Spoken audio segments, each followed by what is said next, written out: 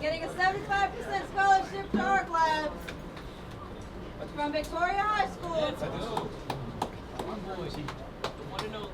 Donovan Southwell. We're just having a welding competition for the high school. Get some kind of real life, like when they get on pressure, what they practice for, they can try to Well, welding is one of those careers where you have to do everything hands-on. There's not a lot you can read books and actually weld.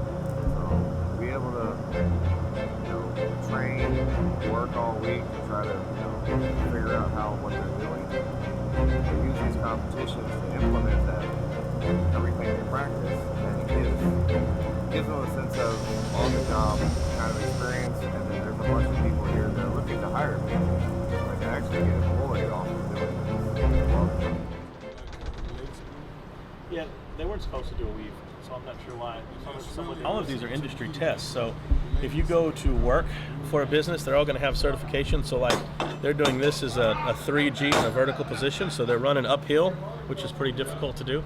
And if you can pass one of these, this is usually like an entry-level position into something so it's like that, and then we'll get all the way up to like 6G pipe at some contests and stuff. So, but this is the first year that we introduced the Texas High School Welding Series. Schools this year, they're hosting it, so we all kind of worked in unison to up the rigor at each contest, so a kid could start out never welded before and do a lap joint. And by this contest, they're doing a 3F uphill on the T-plates. And then the guys that were more advanced, maybe 2 years experience, they started off doing maybe T-joints, and now they're in like this, like a 3-joint flux core uphill. And then the guys are advanced, they're doing an open route with a 60-10 route, 70-18 cap. And so those guys have increased in rigor. So, next contest we'll have pipe involved and all that kind of stuff. So it's a neat way to gauge your skills and stay on. It's a lot of fun. This plate that was turned in, it's really consistent. As you can see, both beads are tied into the edge of the bevel. Everything's nice and clean, but we had to pass it along because there's no cap. There's actually nothing on here that resembles a cap anymore. Now we go over here, we look down here, see a little black shadow. Now we look for that undercut. Undercut is whenever that weld actually digs into the side of that plate and it actually doesn't fill it up properly. Then we look over here, these marks right here, this is an arc strike. So that means that they struck their stick rod outside the bevel. So now that's a defect. So now that could have heated and cooled this plate rapidly. Now it is prone to cracking if down the road it has any kind of stress put into it.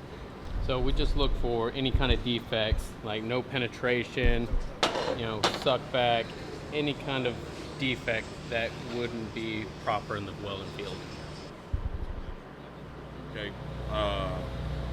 so when you look at the welder's plate, it's going to be welded on the top side. So y'all already saw that, right?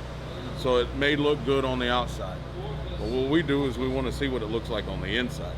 We're going to make sure that the weld is actually holding together, is actually complete.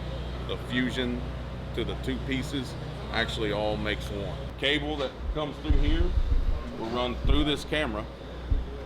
There's a little bitty old pill. It pushes that all the way through this yellow tube, and it comes out right here, this little hole on the bottom of it, and it blasts raw radiation straight onto this part.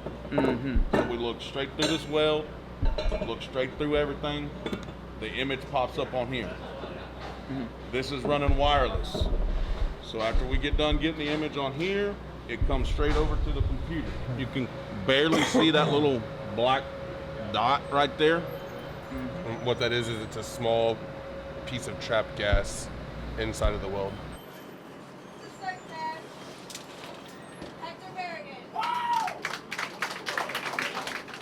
I'd just like to add, whoever's watching this, look at the CTE. It supports the welding programs, and this is a good future for a lot of these students.